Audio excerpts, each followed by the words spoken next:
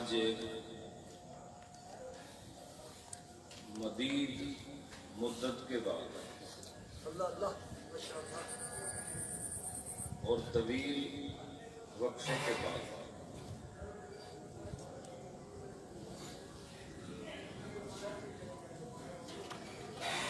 وہ رونق، وہ سرور، وہ کیف اور وہ وجدانی لمحات پھر سے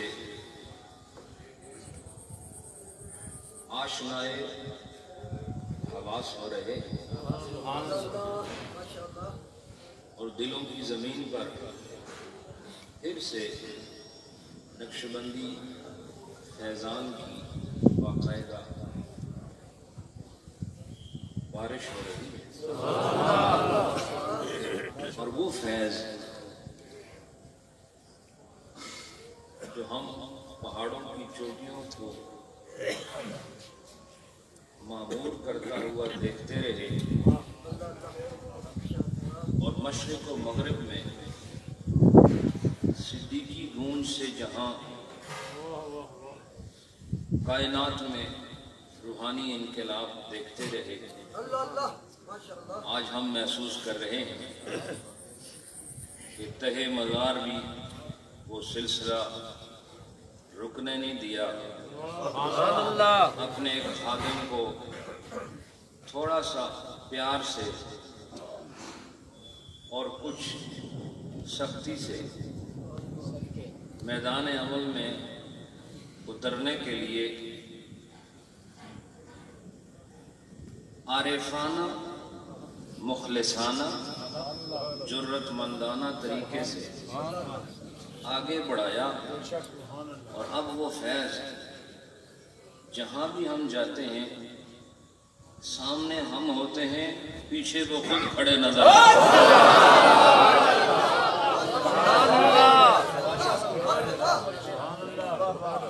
سبحان اللہ۔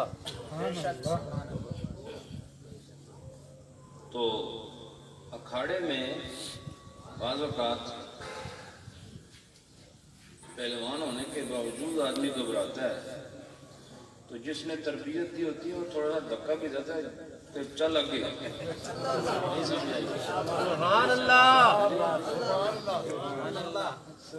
لہذا بالکل اسی طرح ایک دھکا دے کے مجھے کہا چل لگے، پیچھے میں موجود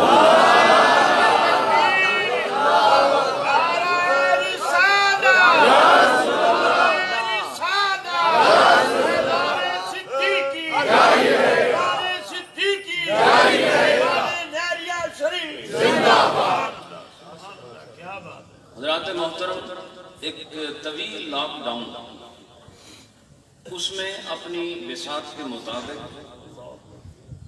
فیض نقش بند سے سلسلہ نقش بند کو جاری رکھنے کی کوشش کرتے رہے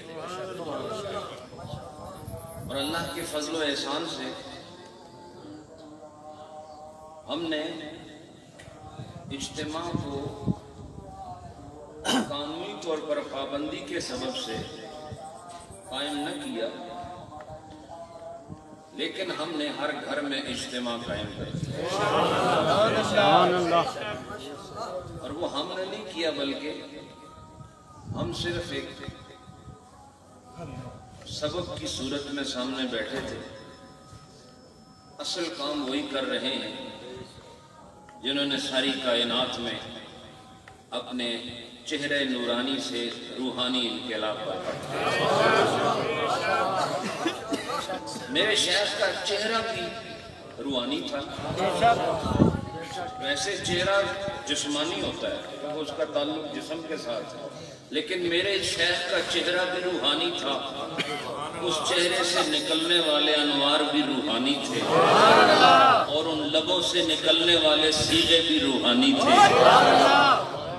اور انہی کا فیضان ہے آج جو الحمدللہ سینہ مثنوی سے موتی اچھل اچھل کے اب بھی باہر آ رہے ہیں، اور وہ لوگ جنہیں جواہرات سے محبت ہے وہ دامن طلب وسیع کر کے محو انتظار ان پاکیزہ چنیدہ موتیوں کو اکٹھا کرنے کے لیے ہم وقت تیار نظر آتے ہیں۔ سبحان اللہ۔ آج کی اس بزم میں جید ہمارے علماء کرام، سادات اعظام، خلفائے کرام، اہل نسبت، اہل طریقت، محبت والے بڑی تعداد میں آئے ہیں، اور یہ میں سمجھتا ہوں کہ اس وقت اس صورت میں، اس ماحول میں، موجودہ وقت میں پورے پاکستان میں یہ ایک ہی محفل ہے جو اس وقت یہاں ہو رہا ہے۔ صحیح ہے؟ ماشاءاللہ ہم نے لاک ڈاؤن کا بھی احترام کیا، لیکن اپنا لاک جو ہے وہ ڈاؤن ہی رہا ہمیشہ، سمجھ گئے ہوں گے آپ۔ الحمدللہ ہم نے وہ طریقہ جاری ساری رکھا، لنگر بھی چلتے رہے، مہمان بھی آتے رہے، اور الحمدللہ آستانہ عالیہ لہری شریف یہاں حاضری دینے والے، ان میں سے اس وبا کا 1% بھی کوئی شکار نہیں ہوا، بلکہ اگر کسی کو کوئی اور تکلیف تھی تو یہاں آ کر خدا نے اس پر بھی مہربانی فرمائی۔ وقت مختصر ہے اور میں دیکھ رہا ہوں کہ اوپر سے بار بار مہلت بھی مل رہی ہے۔ ایک تو ہمارے اندر کا موسم ہے، وہاں تو ہر وقت ہی بارش رہتی ہے، اور وہ بارش رک جائے تو پھر بہت زیادہ حالات خراب ہوتے ہیں۔ یہ اندر کی جو بارش ہے وہ رکنی نہیں چاہیے، وہاں کا مطلع صاف اچھا نہیں لگتا، ابر آلود رہے تبھی مزہ آتا ہے۔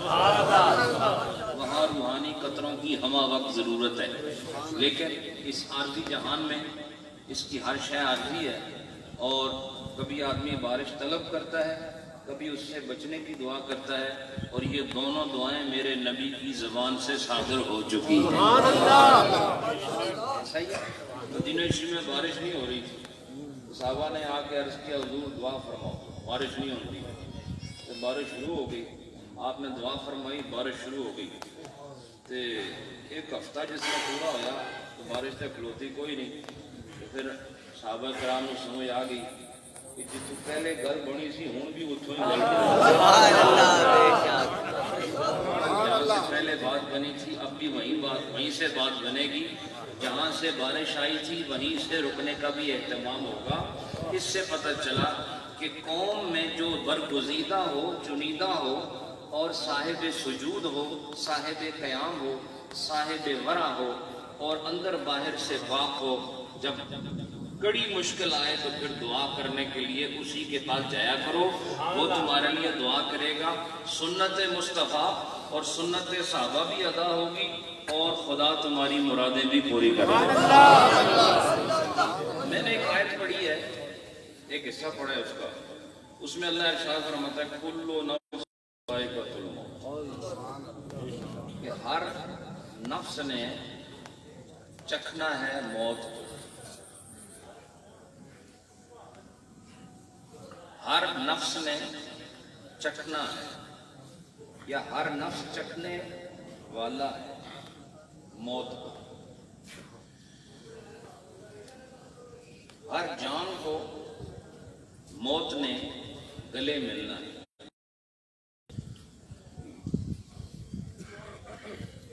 تو اس موت نے بہرحال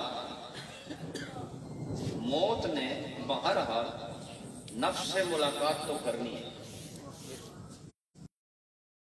اب ملاقات تو سب کی ہوتی ہے،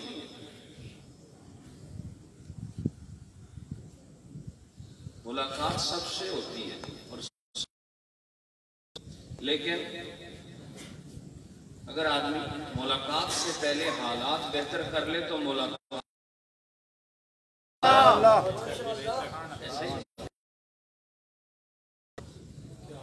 ملاقات سے پہلے حالات ٹھیک کرو، تو حالات ٹھیک ہوئے تو ملاقات اچھی۔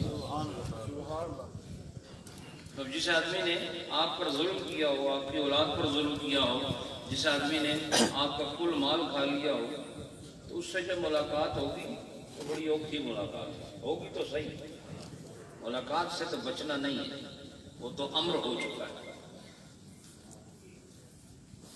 کچھ ملاقاتیں ایسی ہوتی ہیں انتظار ہوتا ہے کہ کب ملاقات ہوگی. سبحان اللہ.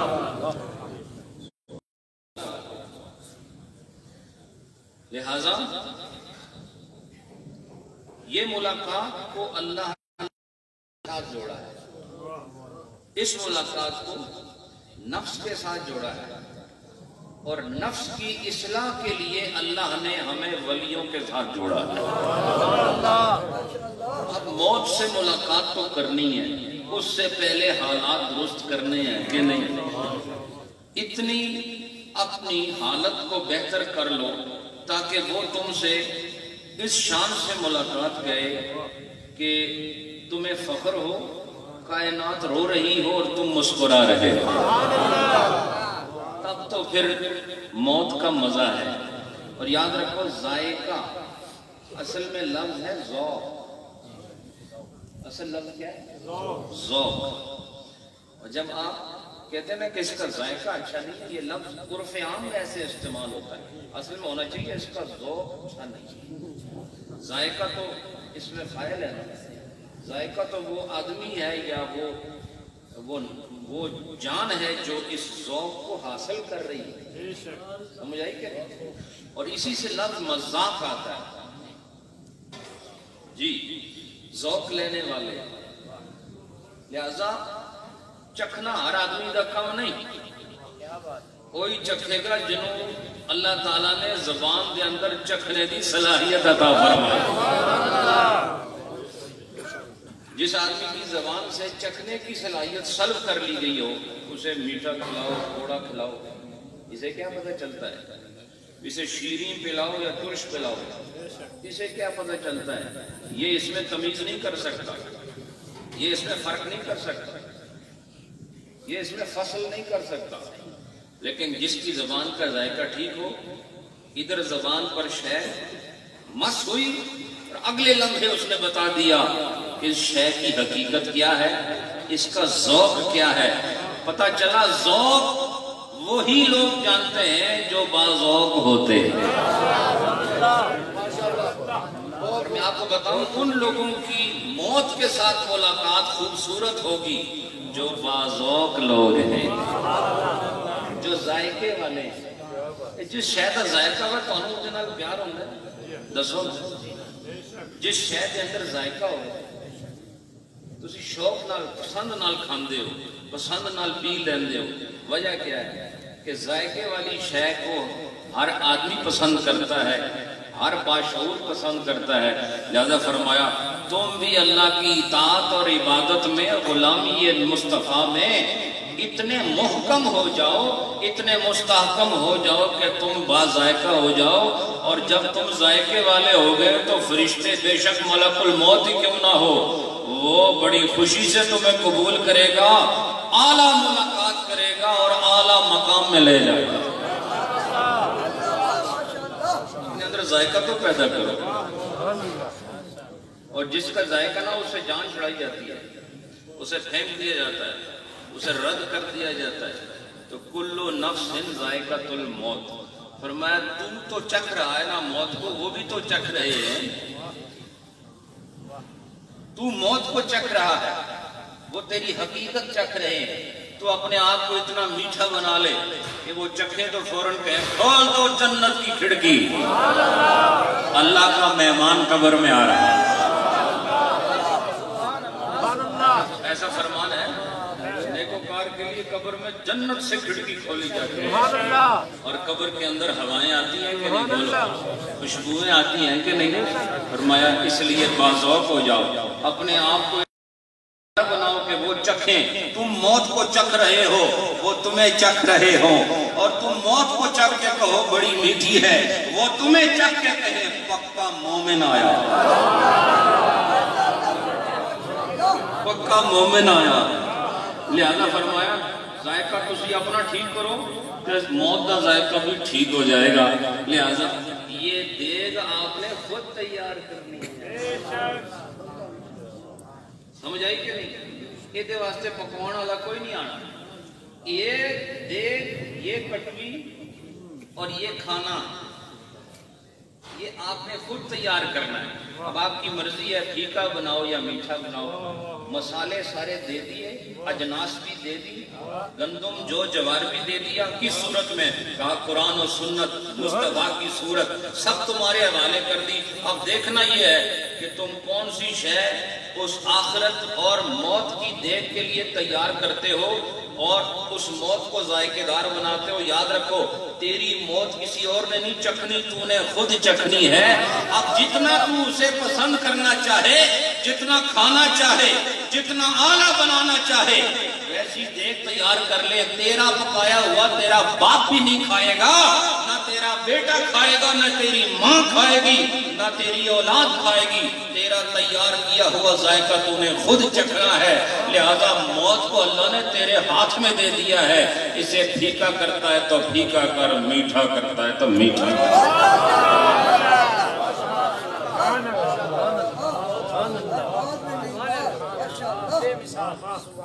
کلو نفس ذائقۃ الموت بڑی عام گل ہے، لیکن موت سے ذائقہ لینے والے بھی کچھ اللہ کے شیر ہیں۔ موت سے ذائقہ لیتے ہیں، لوگ رو رہے ہوتے ہیں۔ یہ ایسے نہیں، میں آپ کو بتاؤں بعض میتیں ایسی ہوتی ہیں، میت ظاہر کے اعتبار سے کہہ رہا ہوں، بعض ایسی میتیں ہوتی ہیں کہ وہ ذائقہ چکھ کے اسی طرح تسی دسترخوان بچھاؤ، خوبصورت کھانا لگاؤ، اعلیٰ قسم دے کھانے دسترخوان ہوتے لاؤ، ہر شے ہوتے ہوئے، اور پکان والا بھی بڑا ماہر ہوئے، تو ایک بندہ اس تے باقی کوئی نہ جا سکے اس دسترخوان، ایک بندہ جا کے اتنے کھاوے کہ سارے انہوں کھان تو بعد دیکھن کے کھا رہا تو سارے رونا شروع ہو جان۔ یہ کھان والے دا کیا حال ہے کہ میں اتنے پیارے کھانے کھا رہے ہیں، یہ کیوں رو رہا ہے؟ نہیں سمجھے؟ لہذا اللہ کے ولی جب دنیا سے جاتے ہیں وہ تو دسترخوان سے کھانے چن رہے ہوتے ہیں اور ساری کائنات رو رہی ہوتی ہے، یہ کہتے ہیں وہ جدا ہو گیا، وہ کہتا ہے میں ذائقہ چکھ رہا ہوں۔ لہذا اللہ کا ولی دنیا سے جائے تمہیں صرف فرقت کا درد ہوتا ہے، حقیقت میں وہ خدا سے واصل ہو جاتا ہے، اور موت کا ذائقہ چکھ کے ساری کائنات کو اس وقت اعلان تو نہیں کر سکتا، لیکن بزبان حال یہ بتا رہا ہوتا ہے ہم نے جو کھانا تیار کیا تھا آج ہم نے چکھ لیا ہے، بڑا شیریں ہے، بڑا خوشبودار ہے، بڑا ہی چمکدار ہے، بڑا ہی پاک ہے، ہم کھا رہے ہیں اور تم رو رہے ہو، رونے کی ضرورت نہیں۔ انشاءاللہ ہم نے یہ کھانا تیار کیا اور تمہیں یہ نسخہ دے کر آئے ہیں، تم بھی اس پر عمل کرتے آنا۔ یہ دسترخوان ہر ایک کے لیے الگ الگ بچھایا جائے گا، اب تم اسے اتنا خوبصورت بنا لو تاکہ دسترخوان پر آنے کے بعد تمہیں نفرت نہ ہو، تمہیں محبت محسوس ہو۔ اب مثال کے طور پر دسترخوان پر غلیظ قسم کی چیزیں لگا دیں اور آپ خود لگائیں اپنے ہاتھ سے تو آپ کو کھانی پڑیں گی، لیکن اگر آپ خوبصورت چیزیں لگا دیں تب بھی آپ کھائیں گے۔ اس لیے فرمایا زندگی بلوغت سے لے کر موت تک یہ اسی کھانے کی تیاری ہے، اسی کھانے کی تیاری ہے۔ لہذا دسترخوان پہ ایسی چیز نہ رکھنا کہ اس کا کھانا موت کے وقت مشکل نظر آئے، وہی شے رکھنا جس کا استعمال تمہارے لیے آسان ہو اور تم فخر سے کھاؤ، خوشی سے کھاؤ، لوگ رو رہے ہوں اور تم کھانا کھا رہے ہو، لیکن کھانا وہ یہ والا گندم والا نہیں، وہ کوئی اور کھانا ہے۔ لہذا فرمایا اس موت کا تعلق نفس کے ساتھ رکھا، اور نفس فرمایا پھر اس کا معنی یہ ہوا کہ اس موت کی ملاقات نفس کے ساتھ ہونی ہے، یعنی جان کے ساتھ ہونی ہے، تو فرمایا اس جان پر ساری توجہ۔ ویسے میرے نبی نے یہ بھی ارشاد فرمایا کہ وَلِ جِسْمِكَ عَلَيْكَ حَقٌ، تیرے جسم کا بھی تیرے ہوتے حق ہے، یعنی ادھر بھی خیال رکھو، لیکن وہ جان جو اندر ہے جس نے موت سے، اچھا موت جسم سے ملاقات نہیں کرتا، جسم تو ادھر ہی ہوتا ہے، ایسا ہی وہی آدمی، وہی آنکھیں، وہی لب، وہی ناک نقشہ، وہی قد و قامت، تو ملاقات موت جسم سے نہیں کرتی بلکہ اس کے اندر چھپی ہوئی جان کے ساتھ کرتی ہے۔ تو فرمایا اس جان کو درست کر لو، اور اس جان کو درست کرنے کے لیے کسی جان والے کی بارگاہ میں پہنچ جاؤ۔ اگر تمہیں زندگی چاہیے تو مردہ سے حاصل نہیں ہو سکتی، کسی زندہ کی محفل میں بیٹھو تاکہ تمہیں بتائے کہ زندگی کسے کہتے ہیں، زندگی کیا ہے۔ لہذا اس زندگی کو محسوس کرنے کے لیے فرمایا نفس کے ساتھ مقابلہ ضروری ہے، نفس کے ساتھ مقابلہ ضروری ہے۔ جناب رومی فرماتے ہیں کہ سب سے بڑا دشمن آپ کا وہ نہیں ہے جو باہر، سب سے بڑا دشمن وہ ہے جو آپ کے اندر ہے۔ روشی پڑھو۔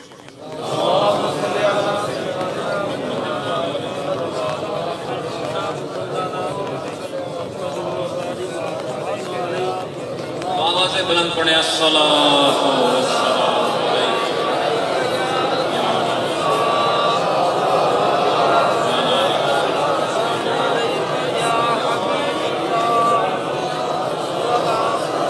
جناب رومی فرماتے ہیں کہ سب سے مشکل ترین دشمن وہ ہے جو تیرے اندر ہے، اور ایک وہ دشمن ہے جو تیرے باہر ہے۔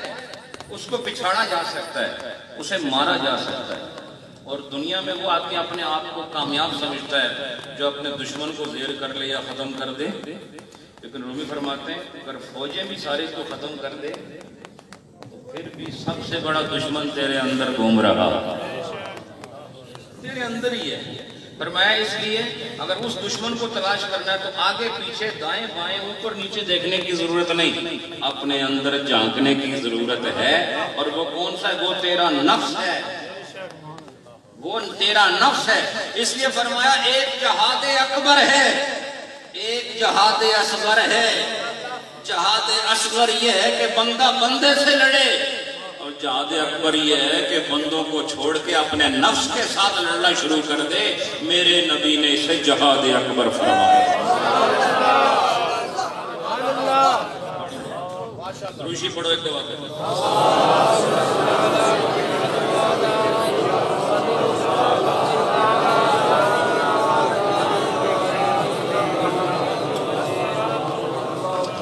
تو جناب رومی فرماتے ہیں وقت کہ کم ہے اور اللہ کی دی ہوئی جو مہلت ہے اس سے فائدہ اٹھا رہے ہیں۔ جناب رومی فرماتے ہیں کہ عیش عزت والوں، آپ بڑی شان و شوکت والوں، یعنی شان و شوکت والے وہ جو فاتح ہوتا ہے وہ شان و شوکت والا ہوتا ہے، ان کو جناب رومی شاہان کہہ رہے ہیں۔ شاہان، شاہان اصل میں شاہان ہے، اس کو پھر مختصر کر کے شاہان پڑھا۔ شاہ بھی کہتے ہیں، اصل میں وہ شاہ ہوتا ہے لیکن اس کو شاہ بھی کہتے ہیں۔ تو فرماتے ہیں کہ اے بڑی بڑی شان و شوکت والوں، ہم نے ظاہری دشمن بظاہر مار لیا، لیکن فرمایا ایک اور ظاہری دشمن کی طرح وہ بھی تیرا دشمن ہے، لیکن یہ ابتر ہے، اس سے زیادہ بدتر ہے، اس سے زیادہ خوفناک ہے، اس سے زیادہ طاقتور ہے، اس سے زیادہ نقصان دینے والا، کیونکہ انسان آپ کو وہ نقصان نہیں دے سکتا جو آپ کو شیطان نقصان دیتا ہے۔ انسان آپ کو صرف دنیا کا نقصان دیتا ہے، شیطان آپ کو قبر و حشر کا نقصان دیتا ہے۔ تو جناب رومی فرماتے ہیں کہ ہم نے اندر والے جو دشمن ہیں اس کی ابھی ہمیں خبر نہیں، ابھی ہم نے جو خصم بروں ہیں، خصم کہتے ہیں دشمن کو، خصم کہتے ہیں جس سے آپ کی لڑائی ہو، فرمایا ہم نے خصم بروں کو مار لیا، لیکن ایک خصم اندروں بھی ہے، ایک اندر بھی بڑا خوفناک دشمن بیٹھا ہوا ہے۔ جب تک اس کے ساتھ تم لڑائی کر کے اس کو زیر نہ کر لو، تم موت کی دیگ میں محبت کا ذائقہ پیدا نہیں کر سکتے۔ کھانا تو تیار کرنا ہے، نہیں سمجھ آئی؟ اور انشاءاللہ میری یہ باتیں جب بھی دسترخوان لگے گا آپ کو یاد ضرور آئیں گا۔ تو کس طرح فرماتے ہیں، میں جلدی جلدی گزر رہا ہوں، اور یہ میں آج تو ایسے لگ رہا ہے کہ میں آسمان میں بیٹھا ہوں، 3-4 مہینے بعد مثنوی کا درس دے رہا ہوں، اور آج یقین جانے کہ بالکل ایسے لگ رہا ہے جیسے شیخ العالم رحمت اللہ علیہ وہ یہیں کہیں بیٹھ کے خود نظارہ فرما رہا ہے۔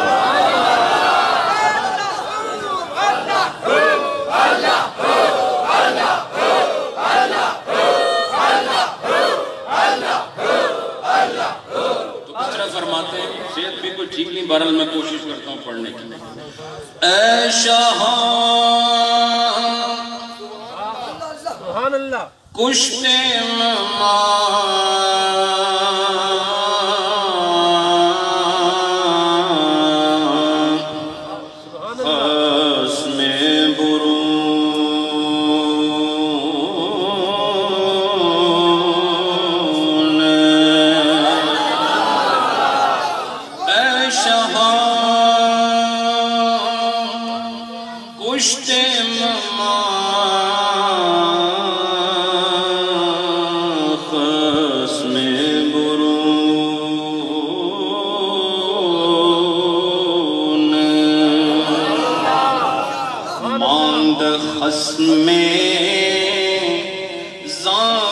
تر تر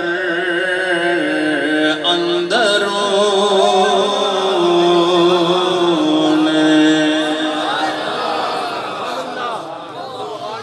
اے شہاں کشتے وما خصم برون اے بڑی بڑی شان و شوکت والو اسی جڑا ساڑا بیرونی دشمن ہے وہ تو مار لیکن ماند خصم زاں بتر در اندرون لیکن او دشمن اجے اتھے ہی بیٹھا ہویا جڑا بہت ہی پیڑا ہے انہاں تو زیادہ خوفناک ہے اور ہے بھی ساڑھے اندر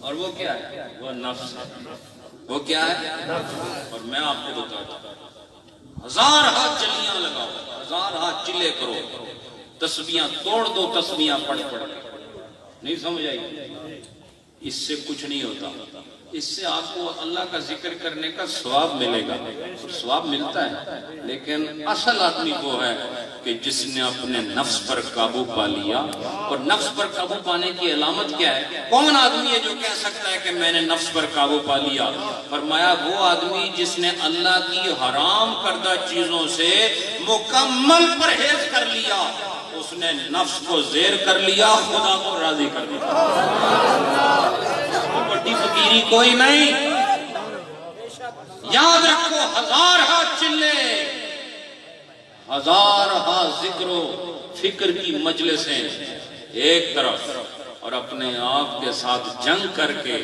ممنوعات منہیات مکروہات سے اپنے آپ کو بچانے والے تجھ سے بڑا مجاہد اور کوئی نہیں ہے دوسرے سے لڑنے والا یہ ادنا انسان ہے خود سے لڑ کے رب کو راضی کرنے والا اعلیٰ انسان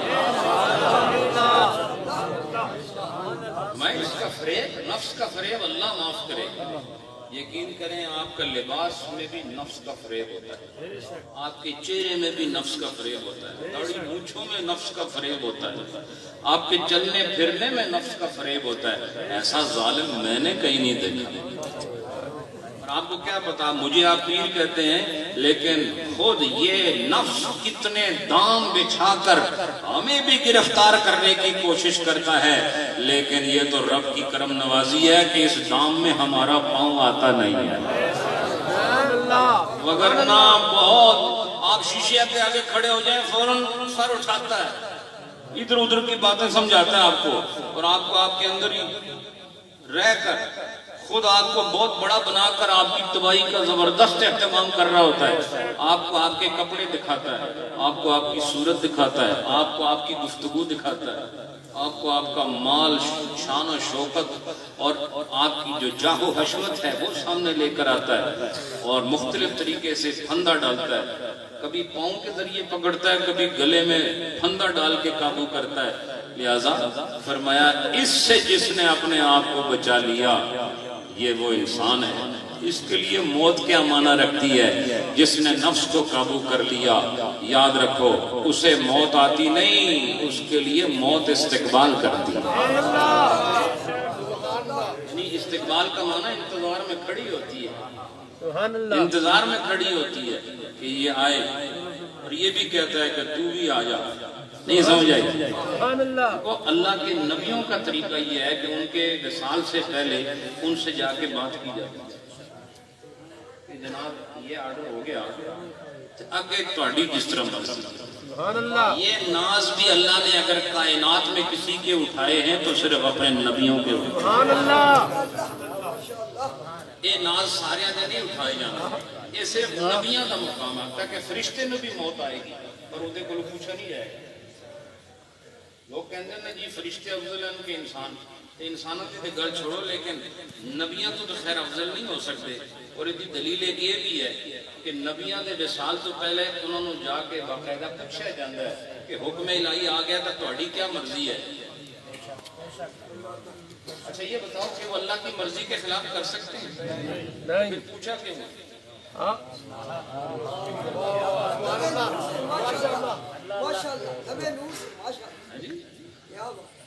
وہ ان سے زیادہ اللہ کا کوئی اطاعت گزار ہو سکتا ہے تو پھر پوچھا کیوں؟ فرمایا اگر ہم پوچھتے نہیں تو تمہیں پتہ کیسے چلتا کہ یہ کون ہے؟ یہ پوچھا اس لیے نہیں کہ ہمیں پتہ نہیں ہے یا ان کو پتہ نہیں ہے، یہ پوچھا اس لیے تاکہ تمہیں پتہ چل جائے کہ یہ کون ہے. ہمیں بھی پتہ ہے انہیں بھی پتہ ہے، تینوں کچھ پتہ نہیں. لہذا فرمایا فرشتے بھی ایسے ہیں کہ جب اللہ کل من علیہا فان، ہر شے کو فنا لازم ہے اور ہر شے نے ختم ہو جانا ہے، لیکن فرشتوں سے بھی یہ نہیں پوچھا جائے گا جبریل میرا ارادہ ہے کہ تمہیں فنا کی طرف لے جائے جائے، تمہاری کیا مرضی ہے؟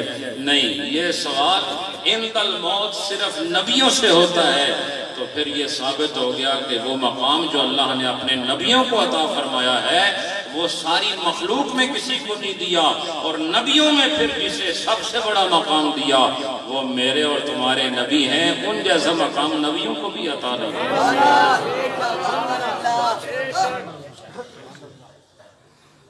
اب ایک اور بات جو رومی صاحب فرما رہے ہیں، بیچ میں سے تھوڑا چیزیں چھوڑ کر آگے جا رہا ہوں تاکہ سمیٹا جائے اس کو. ایک تو یہ میری نصیحت یاد رکھنا کہ اپنے ورد وظائف پر، اپنے ذکر اذکار پر اعتماد نہ کرو. یہ دیکھ لینا کہ تم نفس کے خلاف کتنے بڑے مجاہد ہو. یعنی وہ کہتے ہیں کہ بعض لوگوں کو، یعنی یہ بات کہی گئی ہے کہ ولی کو بعض اوقات اپنی ولایت کا پتہ نہیں ہوتا. یہ اس آدمی کے لیے جس میں تھوڑی سادگی ہو، تھوڑا ان کے اندر شرافت کا بہت ہی بڑا معیار ہو، وہ ذکر و فکر میں، عبادت میں، فرض واجب سنت سب پر عمل کرتے ہیں، لیکن ان کا نام واقعی ولایت کی صف میں لکھ دیا جاتا ہے اور انہیں اس کا احساس نہیں دلایا جاتا. یہ بھی ایک بڑی نعمت ہے. سبحان اللہ. یہ بعض چیزیں جو غیب میں رکھی جاتی ہیں بڑی نعمت ہوتی ہیں. سبحان اللہ. لیکن جس آدمی کو یہ دیکھنا ہو چونکہ جو اللہ کے جتنا قریب ہے وہ اتنا ہی بڑا ولی ہے. سبحان اللہ. ولایت کا معنی ہی قرب ہے. غالباً آپ نے فرمایا ولایت، کسی نے کہا یہاں مقررین میں سے کہ ولایت کا معنی ہے ہی قربت ہے.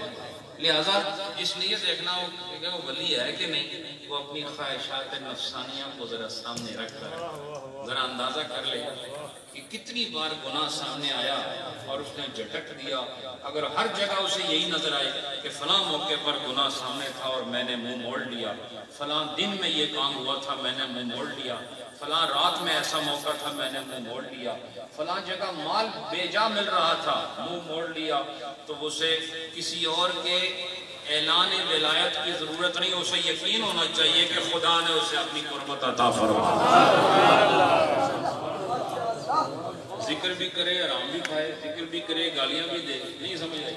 یہ تصوف کا معنی ابھی تک کسی نے سمجھا ہی نہیں. یاد رکھو میں تصوف کو شریعت کے باہر کبھی بھی متصور نہیں کر سکتا، اور سب سے بڑا ولی اسے مانتا ہوں جس نے نفس کو ہمیشہ کے لیے زیر کر لیا. بس اس سے بڑی ولایت. تو جناب رومی فرماتے ہیں یہ جو نفس ہے نا، اب وہ جو بات رومی صاحب فرما رہے ہیں یہ اللہ نے انہی کا حصہ بنا. سبحان اللہ. میری ہمت نہیں ہے لیکن میں پھر بھی ہمت کر کے بول رہا ہوں آپ کے ساتھ. ایک دفعہ درود شریف پڑھ لیں.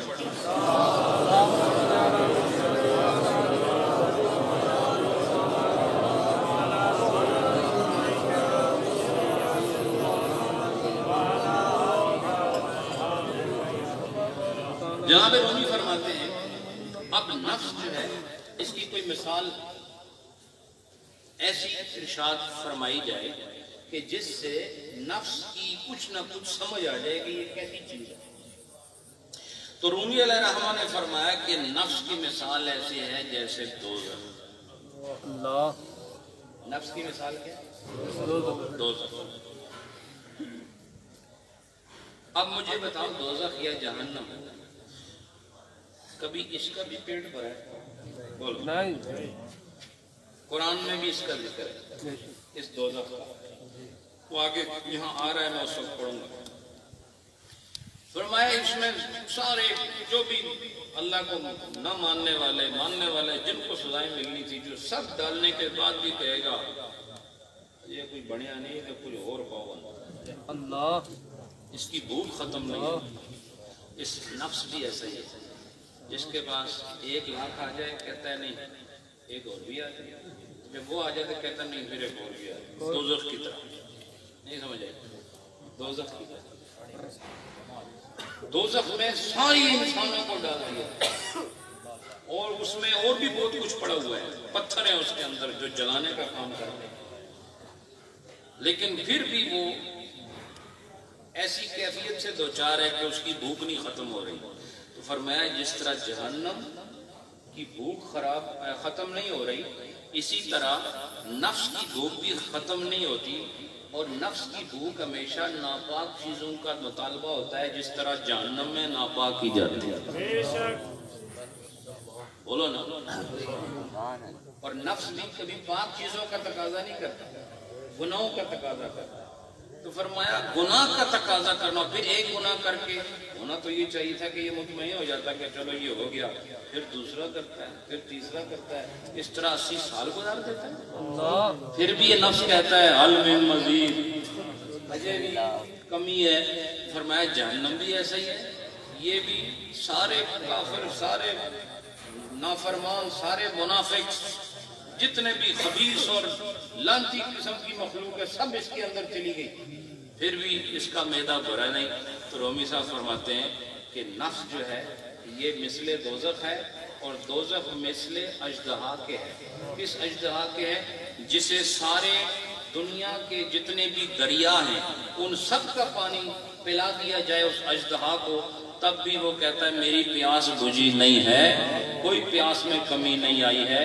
فرمایا نفس بھی ایسا ہی ظالم ہے، یہ بھی بار بار آپ سے گناہ کراتا ہے، لیکن پھر مطالبہ کرتا ہے نہیں اور گناہ کرنا ہے، اور آپ ایک گناہ سے پھر ایسا بھی ہوتا ہے آدمی گناہ کر کے توبہ کر لیتا ہے، پھر یہ اس گناہ کو ادا کرانے کے لیے توبہ بھی یہی توڑواتا ہے۔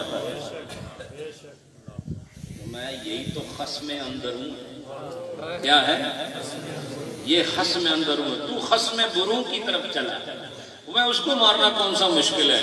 خصم اندروں کو مار تاکہ تجھے یقین ہو جائے کہ اب اللہ کی رحمتوں کا رخ میری طرف ہو گیا ہے اور میں محفوظ ہاتھوں میں۔ نفس و دوزخ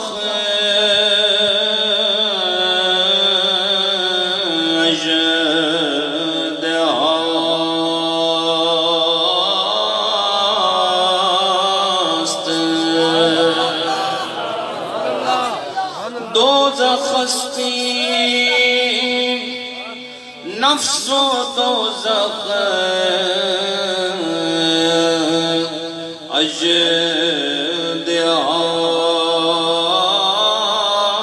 اژدہاست،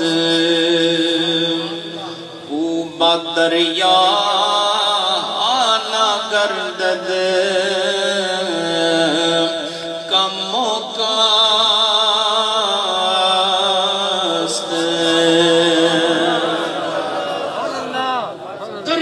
دریا پی گیا، لیکن یہ جہنم کا اژدہا ابھی بھی منہ کھولے انتظار کر رہا ہے، نہیں تھوڑا پانی اور پا دیو۔ ارے دریا دے دریا تیرے اندر چلے گئے، اجے بھی تیری پیاس بجھی نہیں۔ اور میں اس لیے یہ مت سوچنا اب یہ گناہ کر کے پھر توبہ کروں گا، نہیں، یہ تجھ سے ساری عمر گناہ کراتا رہے گا، بالآخر فرشتہ آ کے کہے گا جو تو نے دیکھ تیار کر لی ذرا چکھ تو صحیح ہے، کل نفس ذائقۃ الموت۔ اس واسطے اپنی دیکھ خراب نہ کرنا، اپنے دسترخوان کو اجڑنے نہ دینا۔ چنگے بندیاں دا دسترخوان سونا، خاندانی بندے وہ نہیں ہوندے جو نسل تے صرف فخر کران۔ میری نظر وچ خاندانی بندے ہوئے جنہاں دا دسترخوان خوبصورت ہو، باہر جا کے لوگوں کو پیرا آخر نہیں چاول چھول پکا کے چنگے خاندانی بندے بن جاؤ گے، یہ مراد نہیں ہے۔ مراد یہ کردار کا غازی، حب مصطفیٰ کا علمبردار اور کردار مصطفیٰ کا امین، یہ وہ آدمی ہے جس کا دسترخوان ہمیشہ اللہ کے اور نبی کے فرامین سے بھرپور نظر آتا ہے۔ دسترخوان تیار کرو اور پھر جو تیار کرو گے تو وہ کھانا ہے۔ یہ تو نہیں ہو سکتا تجھے کوئی میں تیار کیا تجھے کھاؤ، اگر نہیں تو تیار میں اپنا تیار کرتا، یہ سمجھو۔ یہ وہ کھانا ہے جو ہر آدمی کا اپنا ہے، نہیں سمجھے؟ جیسے یہاں یہ بھی کہا جا سکتا ہے کہ تمام نفوس کو موت کا ذائقہ چاہیے، ایسا ہی ہے، لیکن نفس کا اس کا مطلب ہے ہر ایک کا اپنا اپنا معاملہ ہے۔ صیغہ واحد ذکر کیا، نفوس نہیں کہا، انفاس نہیں کہا، جی ایک نفس ہے سانس، اس کی جمع انفاس آتی ہے، فرمایا ہر ایک کا نفس اپنا ہے، دوسرے کا سانس کوئی لے سکتا ہے، فرمایا نفس بھی اپنا نفس بھی اپنا، سمجھے ہو کہ نہیں؟ فرمایا سانسیں تم دوسرے کی نہیں چرا سکتے اور نفس بھی دوسرے کا نہیں چرا سکتے، نفس بھی اپنا رکھنا ہے، نفس بھی اپنا رکھنا ہے، لہذا رکھنا ہے تو پھر ایسا نہ رکھنا کہ بدنما نظر آئے، تیرا نفس بھی خوبصورت، تیرا نفس بھی خوبصورت، اور اس کو خوبصورت بنانے کے لیے کسی خوبصورت کی محفل میں بیٹھنا ہوگا۔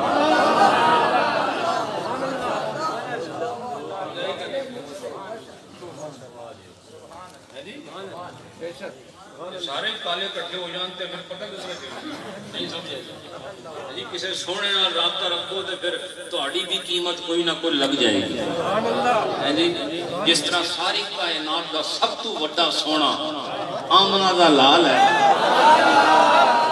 جڑے جڑے نال لگ دے گئے حسن دا خیرات لیندے۔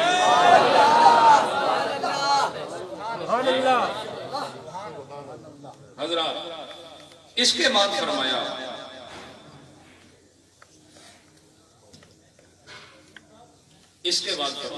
بہت ساری چیزیں میں اس میں سے کم کر رہا ہوں۔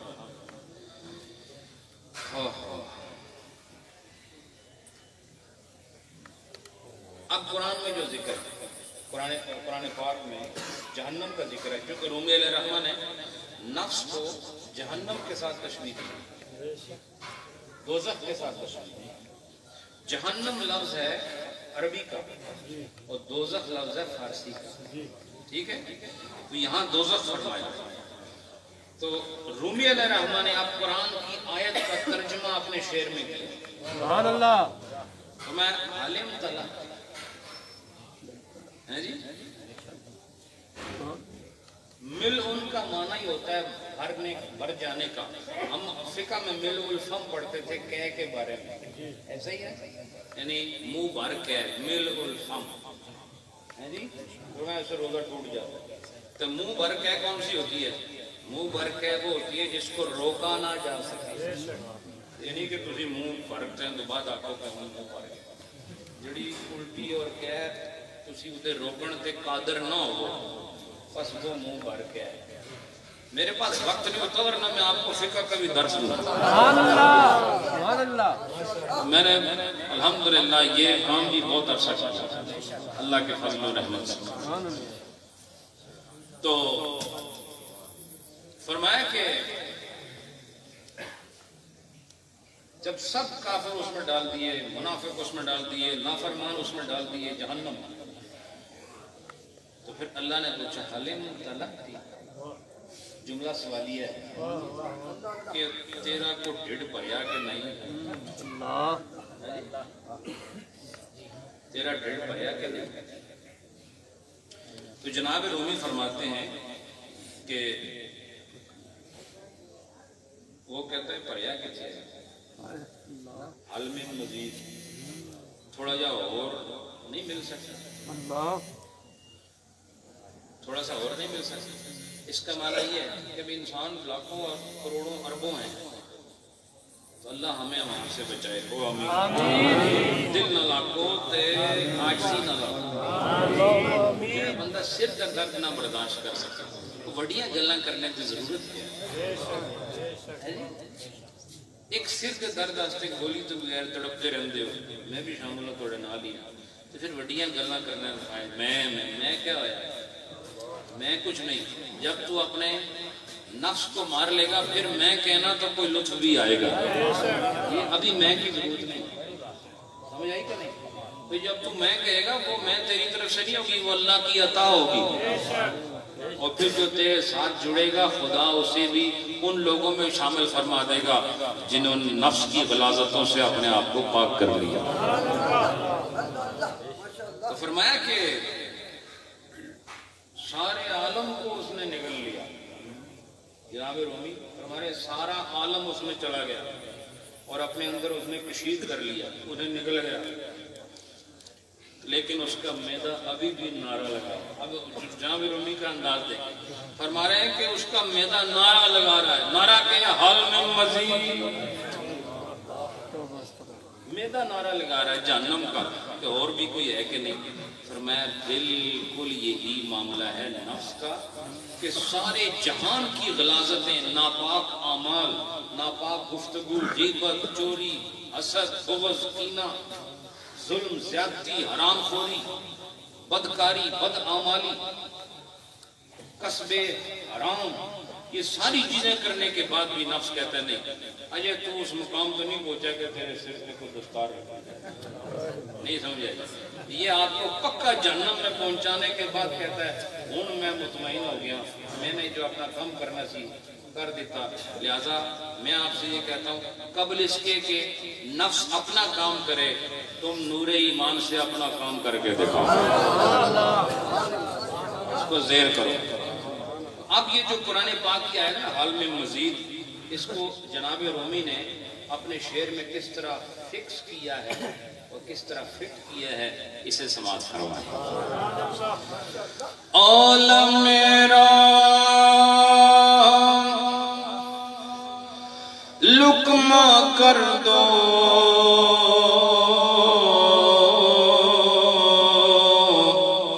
در کشید،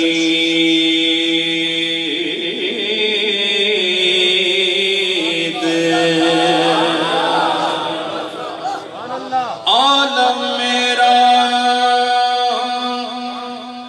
لقمہ کر دو در کشید،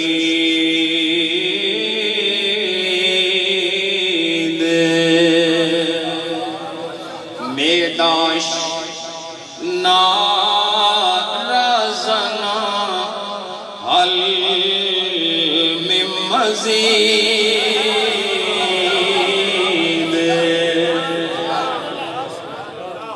عالم را لقمہ کر در کشید، میداش نعرہ زنا حل من مزید۔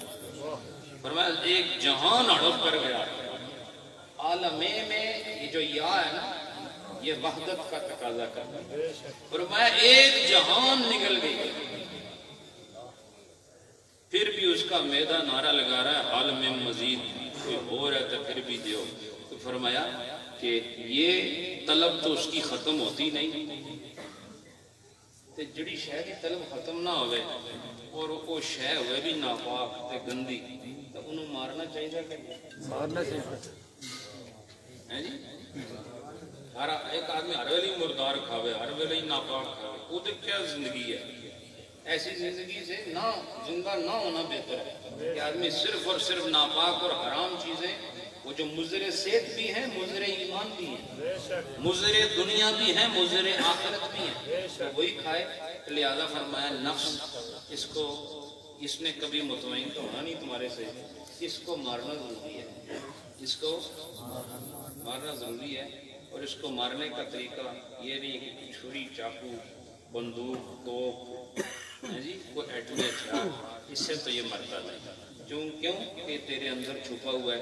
اس کو مارنے کا ایک ہی طریقہ ہے کہ جب بھی ناپاکی تیرے سامنے آئے تو اللہ کی محبت کو، نبی کی نبوت کو سامنے رکھتے ہوئے اور اپنے امتی ہونے کے عقیدے کو سامنے رکھتے ہوئے اور کسی کامل کے ہاتھوں میں ہاتھ دینے کی کیفیت کو سامنے رکھتے ہوئے اس ناپاک شے سے مڑ جا، اس مڑنے سے یوں سمجھو تم نے اسے ایک ہتھوڑا مار دیا۔ سبحان اللہ، سبحان اللہ۔ اور یہ ہتھوڑے مارتے رہو 2-4 سال تو پھر وہ مر جائے گا، وہ کہے گا اتھے ان واس کوئی نہیں تے یہ جگہ ساڑی رہن علی ہے دی نہیں۔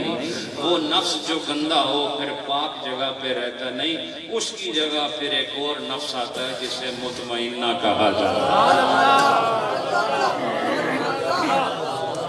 وہ ایک اور نفس آتا ہے اسے مطمئنہ کہتے ہیں، اور یہ نفس جسے نصیب ہو جائے ان کے لیے پیغام آخرت اور پیغام برزخ کس شان سے آتا ہے؟ ارجعی الی ربک راضیۃ مرضیہ۔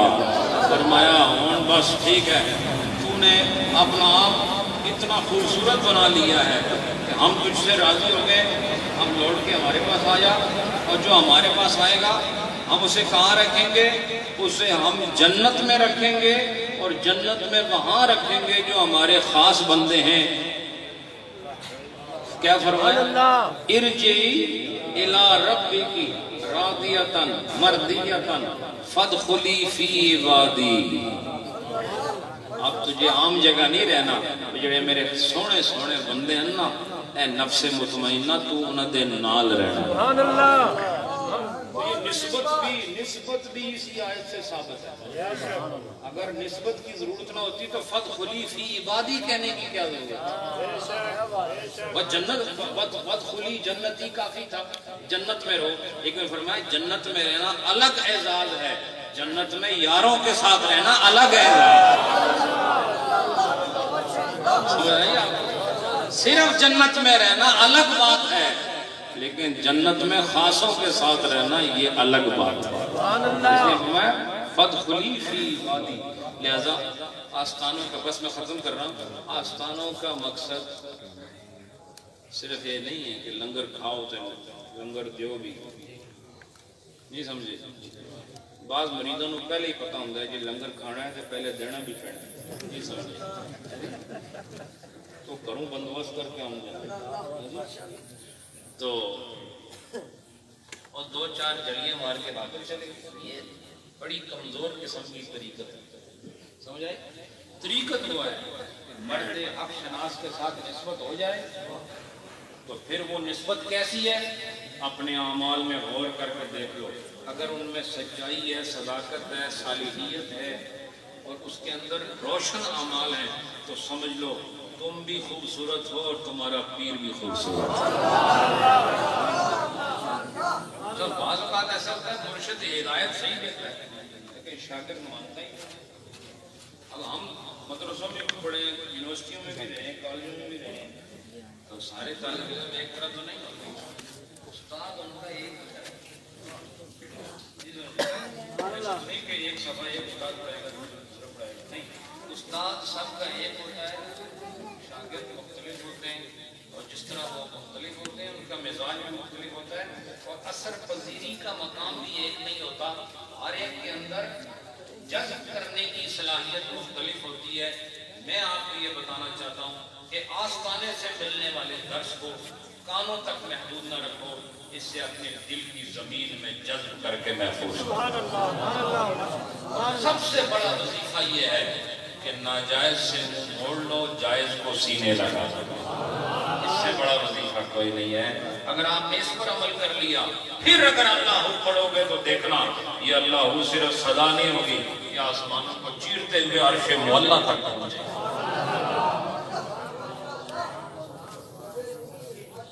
وہ رستے ان میں تالے لگے ہوئے اندر، بڑے بڑے تالے، پہلے ان کو تو توڑو، اور اس کی چابی، حیرت کی بات ہے تالا توڑنے کی لوڑ ہی نہیں پڑے، کوئی چابی تالا وہ توڑتا ہے چابی گم ہو جائے۔ بڑی خوبصورت اللہ رب العالمین نے صورت بنائی کہ تواڈے اندر جڑے نفس کے تالے ہیں انہوں نے کھولن واسطے اللہ نے قرآن دیتا، نبی دا فرمان دیتا۔ سبحان اللہ۔ بڑا تکڑا مشکل، لہذا آج کل لوگ اسے پیر مانتے ہیں، جو وظیفے تھے میں پیر تو نہیں ہوں لیکن وظیفہ آپ کو آج دے دیا میں نے آج کے بعد ناجائز فعل سے منہ موڑ لینا خدا کی قسم اس وظیفہ پر قیامت کے دن اور موت کے دسترخوان پر تم فخر کرو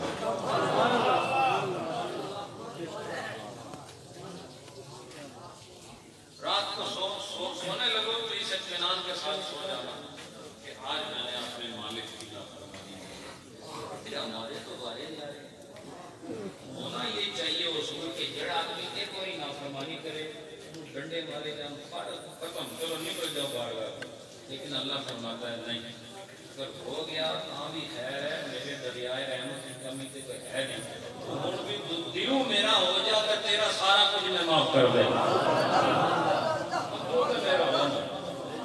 ایک بار اندروں کا میرا ہو جاتا تو پھر دیکھیں تیرے 80 سال دے گناہ لیکن کیا ہے ساری کائنات سے گناہ میرے کے کیسے ہیں لیکن تیرے اندر ایک شعور ہونا چاہیے کہ تو آزاد نہیں کسی بھی غلامی بھی وقت گزارنے والا انسان ہے آزاد انسان کامیاب نہیں ہوتا قید میں رہنے والا کامیاب ہوتا ہے میں اکثر اس پر گفتگو کرتا ہوں کہ جو قید میں رہتا ہے اس کا ذمہ ان پر ہے جن کے ہاتھوں میں قید ہونا ہے اور آزاد ہے تو پھر اس کے اوپر خود اپنا ذمہ اس کی اپنی ذات پر ہے نقصان ہوتا بھی ذمہ اس کا نہیں سمجھے لیکن جو قید میں ہے اس کا نفع نقصان کا ذمہ دار وہ جیلر ہے جس نے جیل میں ڈالا ہوا ہے اور وہ آدمی ہے جس کے آدمی یہ سارے اختیارات ہیں اور ہمارے ارد گرد ایک جیل بنائی گئی ہے جسے شریعت کہتے ہیں جس آدمی نے اس میں اپنے آپ کو قید کر لیا جب اس قید سے چھوٹیں گے اور مکلف نہیں رہیں گے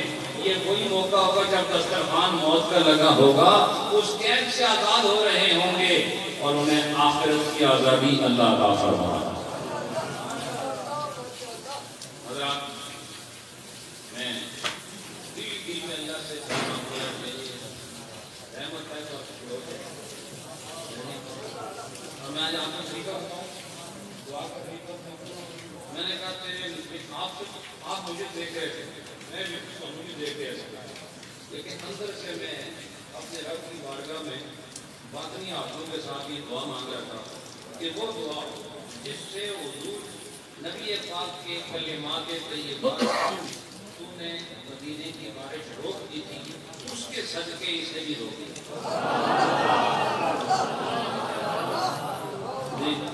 تجھے دیکھا روکی کہ نہیں روکے اس سے پتہ چلا آدمی خلوص نہ جب رب کو منگے انہوں دینے سے کوئی تکلیف نہیں کوئی کمی نہیں اللہ بہت دینے والا ہے اسی منگن والے بن کے دیکھاؤ منگن والا ہو جائے ایسے آپ کا مانگنے کے لیے کہ شرم ہو یا جس جڑا آدمی ایک گل نہ سنے اپنے اپنی پھر آگے اپنے کو بھی مانگے بھی تو اپنے دی مرضی ہے وہ آپ کے چلو پتری ہے میں بتا دیا لیکن پتر کو بھی آیا ہونے سے زندگی ایک گل نہیں سنی اس واسطے رب کو بھی منگن سے پہلا منگنے والی کوئی کیفیت سے حالت ہے احوال ہے اور وہ احوال کے اپنی گلوں سن کے من کے اوپر زندگی کا اللہ دیتا پھر پڑھنی دعا ربی ہوتی ہیں اللہ بڑا قریب یہ میں کھانا الحمدللہ آباد مزے کی بات یہ ہے کہ جام بھی چل رہی ہے اور عارفانہ میں بھی تقسیم ہو رہی ہے تھوڑا سا پیش کی ہے بس مہربانی میں بھی کوشش کروں گا عمل کرنے کی کہ خوشی بھی آئیں کی بات عمل کرنا آپ کو انشاءاللہ ضرور عمل کرانا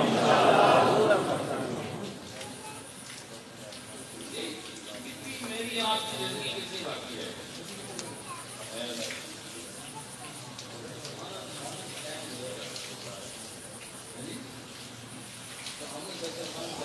ٹائم کم پتہ ہے مہمان اگر آ رہے ہیں ٹائم کم ہو رہا ہے پھر پکان آ رہی ہے کوئی پریشانی نہیں تھوڑے کو ٹائم کم ہے جلدی جلدی خوبصورت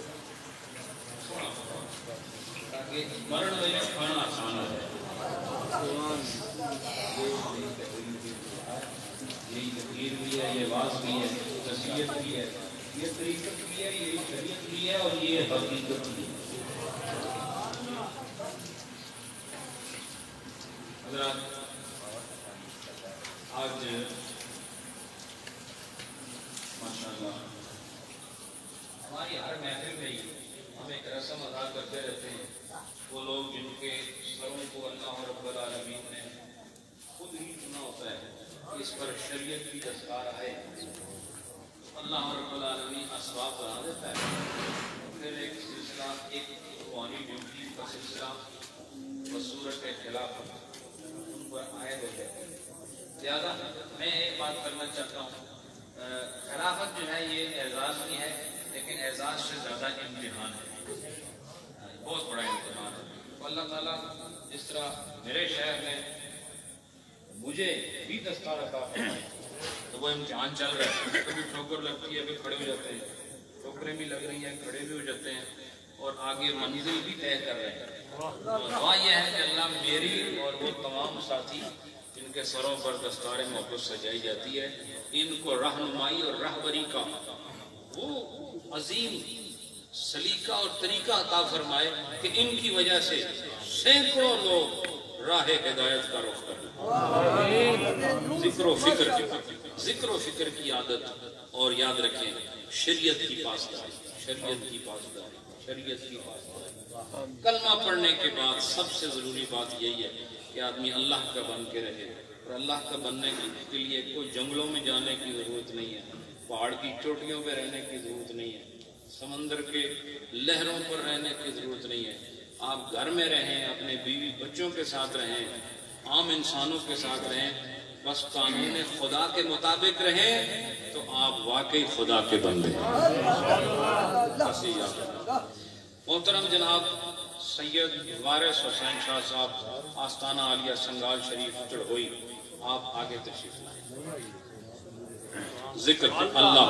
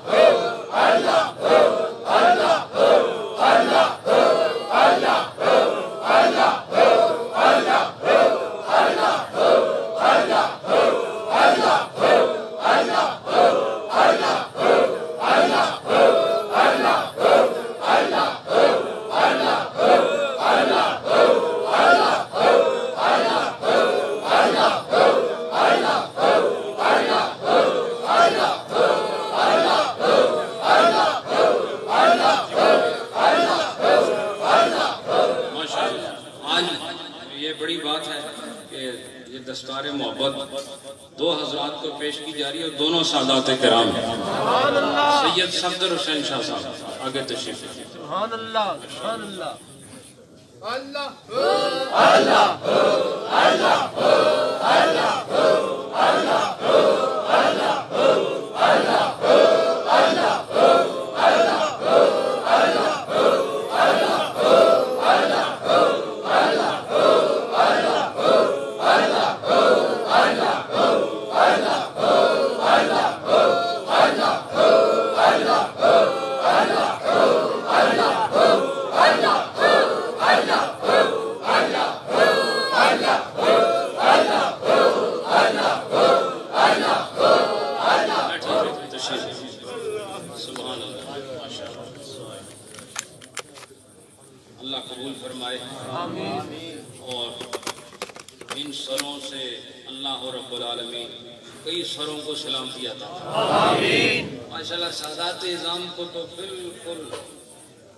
سارا کام بنا بنایا تیار ہوتا ہے، تھوڑی سی ایک چنگاری کی ضرورت ہے۔ آگے زبردست مدینہ شریف سے ایک مستقل فیض آ رہا ہے۔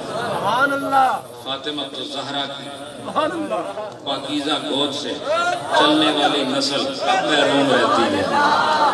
ہم سب انہی کا صدقہ تو کھا رہے ہیں.